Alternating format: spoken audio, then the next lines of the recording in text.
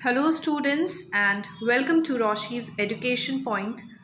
आज हम बात करेंगे क्लास 4 की हिंदी टेक्स्ट बुक की चैप्टर 2। आज हम पढ़ने जा रहे हैं जिसका नाम है परिश्रम का फल यानी कि मेहनत का फल।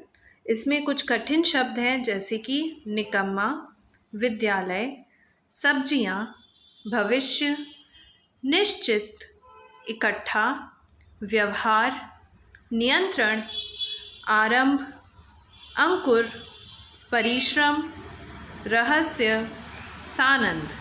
इसके मतलब हम पाठ में जैसे जैसे ये शब्द आते जाएंगे तब हम इसके मतलब देखते जाएंगे। किसी गांव में एक बूढ़ा किसान रहता था। अब आपको ये कहानी है एक बूढ़े किसान की कि एक गांव में एक बहुत ही बूढ़ा किसान रहता था। धीरज और विनय नाम के उसके दो पुत्र थे। अब उस बूढ़े किसान के दो बेटे हैं, एक का नाम है धीरज और एक का नाम है विनय। वे बहुत आलसी थे, बहुत ज़्यादा आलसी थे, कुछ काम नहीं करते थे, दिन भर बैठे रहते थे। दोनों कोई काम नहीं करते थे, कुछ नहीं करते थे। किसान स्वयं अनपढ़ था पर अपने बच्चों को अच्छी तालीम देना चाहता था। अब किसान तो अनपढ़ था, उसको पढ़ना लिखना नहीं आता था, लेकिन वो चाहता था कि किसी भी तरह उसके दोनों बच्चे अच्छा खासा पढ़ाई कर लें। उनको तो पढ़ना लिखना आना ही चाहिए। परिश्रम करके उसने दोनों को पढ़ने के लिए विद्यालय भेजा। किसान ने खूब मेहनत करी, खूब पैसे कमाए और उसके बाद उसने अपने दोनों ही पुत्र को विद्यालय भेजा पढ़ने के लिए। परंतु दोनों का पढ़ने में मन ही नहीं लगता। लेकिन जो उसके दोनों पुत्र थे धीरज और विनय, दोनों का पढ़ाई में मन ही नहीं लगता, बिल्कुल नहीं पढ़ना चाहते थे। वो पढ़ने के बहाने से वे घर से निकलते और दिन भर इधर उधर मटर गश्ती करके शाम को वापस घर लौट आते। अब घर से तो निकलते कि हाँ हम विद्यालय जा रहे हैं, पढ़ने जा रहे हैं, लेकिन वो विद्यालय नहीं जाते और दिन भर इधर उधर घूमते रहते, मस्ती करते रहते। और शाम को जैसे ही विद्यालय से वापस से घर आने का समय होता उस टाइम पर ये घर लौट आते। गांव वाले भी दोनों से बहुत परेशान थे। गांव वाले भी ये देखकर खूब परेशान हो जाते थे। दोनों कभी किसी के बगीचे से फल चुराते, कभी किसी के खेत से सब्जियां चुरा लेते थे। अब गांव वाले क्यों परेशान थे? क्योंकि दिन भर मस्तियां करते क्या थे, वो किसी के खेत से फल चुरा रहे हैं, कहीं से सब्जियां चुरा रहे हैं, यही सारे काम वो दिन भर करते रहते थे। कई बार गांव वालों की शिकायत पर बूढ़ा किसान उन दोनों को डांटता, फटकारता, तो कभी प्यार से समझाता, पर दोनों के कान पर जू तक नहीं रेंगती थी। अब गांव वाले शिकायत करने भी आते थे कि आपके बच्चों ने देखो हमारे फल खा लिए, आपके बच्चों ने सब्जियां चुरा ली। तो किसान, बूढ़ा किसान अपने दोनों बच्चों को डांट भी देता था, कभी डांट के समझाता, कभी प्यार से समझाता, लेकिन उन दोनों बच्चों पर जू तक नहीं रेंगती, यानी कि कोई असर नहीं होता था उन बच्चों पे। दोनों के काम न करने की इच्छा को देखकर उनके भविष्य की चिंता में बूढ़ा किसान खाट से जा लगा। अब बूढ़ा किसान है, काफ़ी परेशानी होती थी उसको, काफ़ी टेंशन ले लेता था वो इनकी, क्योंकि दोनों बच्चे ना तो काम कर रहे हैं ना पढ़ाई कर रहे हैं, तो इनका भविष्य कैसा होगा। इस चिंता में वो इतना बीमार हो गया कि वो तो खाट पर हो गया। इलाज के लिए इतना पैसा कहाँ था। पिता की बीमारी का बहाना बनाकर दोनों गांव वालों से पैसा और अनाज मांग लेते। अब बूढ़ा किसान तो खाट पर लेट चुका है, तो पैसे कहाँ से आएंगे इलाज के। तो पिताजी के इलाज का और उनकी बीमारी का बहाना देकर दोनों बच्चे गांव जाते और गांव वालों से पैसे और अनाज, खाने के लिए अनाज और इलाज के लिए पैसे मांग के ले आते। खाते पीते मौज करते और चादर ओढ़कर निश्चिंत हो सोते। अब खाना पीना तो गांव वालों से मांग कर आ ही रहा था, तो इनको काम करने की क्या ज़रूरत। दिन भर मस्ती करते, मौज करते और फिर चादर ओढ़ के सोते रहते आराम से। एक दिन बूढ़े किसान ने दोनों को अपने पास बुलाया और कहा, बेटा लगता है मेरा अंतिम समय पास आ गया है। अब बूढ़ा किसान एक दिन दोनों बच्चों को अपने पास बुलाकर कहते हैं कि अब तो मेरा अंतिम समय आ गया है, मैं मरने वाला हूँ, मेरी मृत्यु निकट जान पड़ती है, मुझे ऐसा लगता है कि मैं बहुत जल्दी मरने वाला हूँ। मुझे तुम्हारी बहुत चिंता है और मुझे दोनों ही तुम बच्चों की काफ़ी चिंता भी है। तुम लोग कैसे गुजारा करोगे? तुम लोग कैसे गुजारा करोगे मतलब कहाँ से कमाओगे, कहाँ से खाओगे पियोगे, अपना जो दिनचर्या होती है, डेली का काम होता है, उसको कैसे करोगे। बूढ़े की बात सुनकर विनय के मन में सवाल आया कि पिताजी के जाने के बाद हमारा क्या होगा। अब विनय ने एकदम से क्या सोचा कि अगर पिताजी की मृत्यु हो जाएगी तो फिर हमारा क्या होगा, हम दोनों कैसे पैसे लेंगे लोगों से। उसने पिता से कहा, हाँ पिताजी, आपके जाने के बाद हमारा क्या होगा, क्या आपने हमारे लिए कुछ धन इकट्ठा किया है। धीरज ने पिता से पूछा। अब धीरज ने पूछा, हाँ हाँ पिताजी, आपके जाने के बाद आप सच कह रहे हैं, हमारा तो क्या ही होगा, आपने कुछ धन इकट्ठा करा है क्या मेरे लिए। विनय बोला, बच्चों का पालन करना पिता का धर्म है पिताजी, हम आपके बिना कैसे रहेंगे और हमें खाना पैसे कौन देगा। अब वो विनय क्या बोल रहा है कि हमें पालना तो आपका धर्म है, आपका तो बिल्कुल ये धर्म बनता था कि आप हमें अच्छे से अच्छा खिलाओ पिलाओ। तो पिताजी से वो पूछ रहा है कि आपके जाने के बाद हमें खाना और पैसे कौन देगा। पिताजी, आपको हमारे लिए अच्छा होना हो पड़ेगा। विनय ने बोला, नहीं नहीं, आप अभी से मर नहीं सकते हो, आपको तो ठीक होना पड़ेगा, अभी तो खूब सारे पैसे कमाने पड़ेंगे, हमें कौन खिलाएगा वरना। उनको ये परेशानी चिंता होने लग गई दोनों को।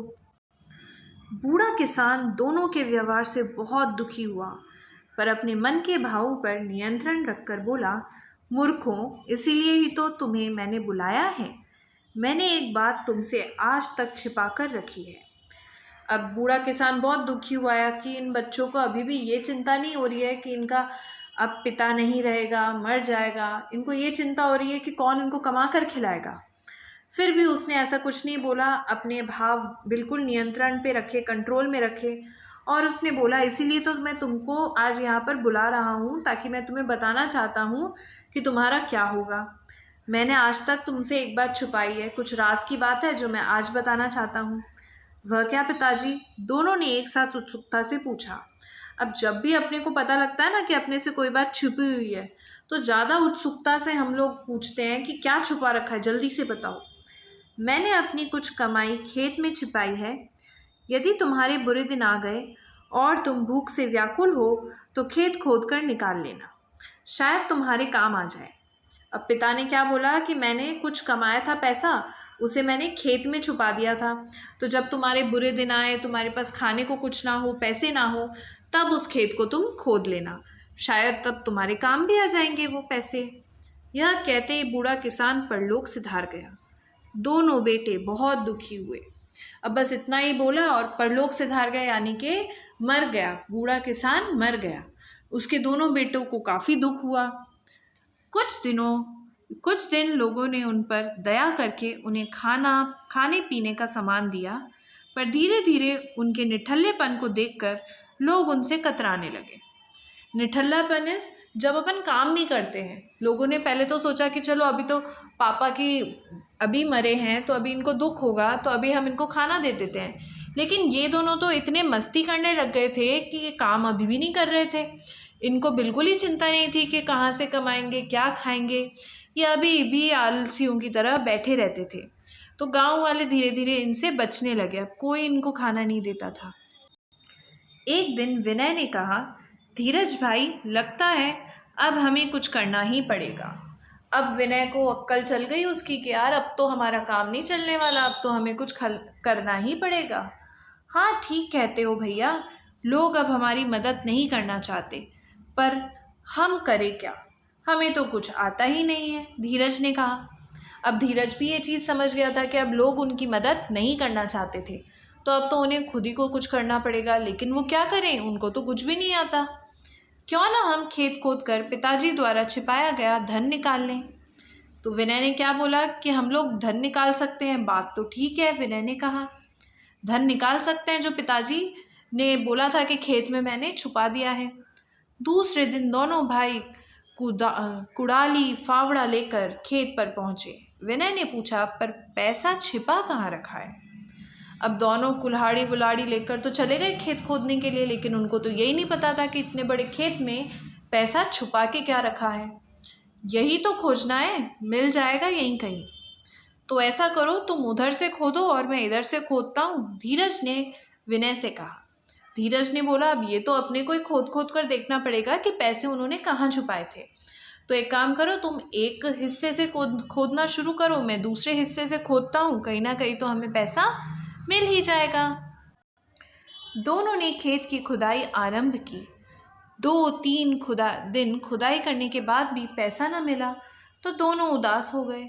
अब दोनों बड़ी मेहनत कर रहे हैं, खुदाई कर रहे हैं, लेकिन कोई पैसा नहीं मिला। 2-3 दिन हो गए, रोज खोद रहे हैं लेकिन कुछ नहीं मिल रहा है। लगता है पिताजी ने हमसे झूठ बोला, धीरज ने कहा। धीरज ने बोला, लगता है झूठ बोल रहे थे पिताजी, यहाँ पर तो कोई पैसे नहीं है। पर पिताजी तो सदा सच बोलते थे, विनय बोला। दोनों उदास मन से खेत के किनारे पेड़ के नीचे बैठ गए। तभी गांव से मुखिया रामू काका आते दिखाई दिए। अरे बच्चों, यहाँ क्या कर रहे हो? काका ने पूछा। अब दोनों बच्चे बड़े उदास हो गए, लेकिन विनय ने बोला कि पिताजी कभी झूठ तो नहीं बोलते थे, शायद हम ही पैसे नहीं ढूंढ पाए होंगे। दोनों उदास मन से खेत की तरफ देखते हुए एक पेड़ की छाया में बैठे हुए दिखे। फिर वहाँ पर गांव का जो मुखिया होता है, जो सबसे मेन आदमी होता है गांव का, रामू काका, वो वहाँ पर आए। उन्होंने बच्चों से पूछा कि तुम यहाँ क्या कर रहे हो, क्यों बैठे हो ऐसे? काका, पिताजी ने कहा था कि खेत में उन्होंने धन छिपा रखा है, ज़रूरत पड़ने पर खोद कर निकाल लेना। तो उन्होंने बताया कि यहाँ पर तो पिताजी ने बोला था कि खेत में धन मिलेगा। तो क्या धन मिला? रामू काका ने पूछा, क्या मिल गया तुम्हें धन? कहाँ काका, सारा खेत खोद डाला पर धन का तो कहीं नामो निशान भी नहीं दिखता। लगता है पिताजी ने हमसे झूठ कहा था। उन्होंने मना करा कि नहीं नहीं, कोई धन नहीं मिला। लगता है हमें अब तो कि पिताजी ने हमसे शायद झूठ ही बोला था। काका ने कहा, बच्चों, तुमने खेत तो खोद ही डाला है, अब इसमें बीज क्यों नहीं बो देते हो? उन्होंने बोला कि अब खेत तो खुद गया ना, अब इसमें बीज डाल दो। हमारे पास बीज कहाँ है, मैं दे देता हूँ, चलो। यह कहकर रामू काका उन्हें अपने घर ले गए और उन्हें गेहूं के बीज दे दिए। बीज वो होते हैं जिससे हम पौधा उगाते हैं। तो रामू काका ने बोला कि तुम्हारे पास बीज नहीं है तो चलो मेरे घर, मैं तुम्हें गेहूं के बीज दे देता हूँ। दोनों ने खेत में बीज बो दिए। एक दिन बीज से अंकुर फूटे, फिर छोटे छोटे पौधे लहलहाने लगे। यह देखकर दोनों भाइयों की खुशी का ठिकाना न रहा। समय बीता। दोनों अब खेत में ही एक झोपड़ी बनाकर रहते थे, रात में फसल की देखभाल करते थे। अब क्या हुआ, दोनों ने बीज बो दिए। कुछ दिनों बाद छोटे छोटे उस बीज में से पौधे निकलने लगे और उन दोनों की खुशी का कोई ठिकाना नहीं है। बहुत खुश हो गए क्योंकि उन्होंने पहली बार तो ज़िंदगी में काम किया था। दोनों वहीं खेत के किनारे एक छोटी सी झोपड़ी बनाकर वहीं रहने लग गए ताकि फसल की देखभाल करें, कोई जानवर उस फसल को ना खा जाए। उनका परिश्रम रंग लाया, उनकी मेहनत काम आई। खेतों में फसल लहलहाने लगी, खूब अच्छी फसल हुई। उन भाइयों ने रामू काका की मदद से शहर की मंडी में जाकर गेहूं बेचा। इससे उन्हें खूब मुनाफा हुआ। मुनाफा यानी कि फ़ायदा हुआ। दोनों ने क्या करा, रामू काका के साथ गए मंडी और वहाँ पर अपने सारे अनाज को बेच दिया। काफ़ी पैसे मिल गए उनको। रामू काका ने मूँछों में हंसते हुए कहा, देखा बेटा, तुम्हारे पिता ने झूठ नहीं कहा था, उसने खेतों में ही धन छिपाया था ना। अब रामू काका हंसते हुए बोल रहे हैं कि देखो, पिताजी ने तो झूठ नहीं बोला, तुम्हें इसी खेत के बदौलत आज पैसे मिले हैं। दोनों बेटे बोले, हाँ काका, पिताजी ठीक कहते थे, धरती के नीचे पैसा ही पैसा है। जो जितना परिश्रम करता है धरती उसे उतना ही देती है। दोनों बच्चे समझ गए थे कि धरती के नीचे खूब सारा पैसा है। आप जितनी मेहनत करोगे उतना ही पैसा धरती आपको दे देगी। यही है छिपे धन का रहस्य, जो जितनी मेहनत करेगा उतना ही फल पाएगा। उन्होंने यही बोला कि यही तो है धन का रहस्य, आप लोग जितनी मेहनत करते हो आपको उतना भगवान दे देता है। विनय और धीरज ने परिश्रम का रास्ता अपना लिया और आनंद के साथ रहने लगे। दोनों अब क्या कर रहे हैं, काम करते हैं, मेहनत करते हैं और पैसा कमा लेते हैं। अगर हम परिश्रम करें तो हम क्या प्राप्त नहीं कर सकते। कभी भी परिश्रम का साथ न छोड़ें, क्योंकि परिश्रम का फल मीठा होता है। हमें हमेशा मेहनत करनी चाहिए, कभी ना कभी तो हमें हमारी मेहनत का फल मिलता ही मिलता है। तो ये था हमारा पाठ। इसके शब्दार्थ देख लेते हैं।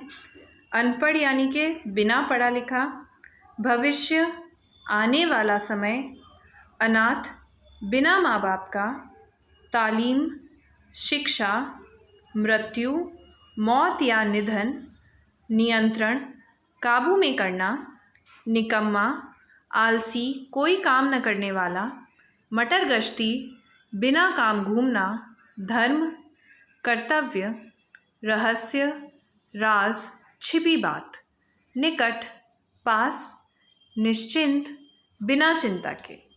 तो ये था आपका पार्ट 2। अगर इसमें कुछ भी समझ ना आया हो तो कमेंट सेक्शन में ज़रूर लिखकर बताइए, और अगर वीडियो अच्छा लगे तो लाइक करो, सब्सक्राइब करो। Thank you so much.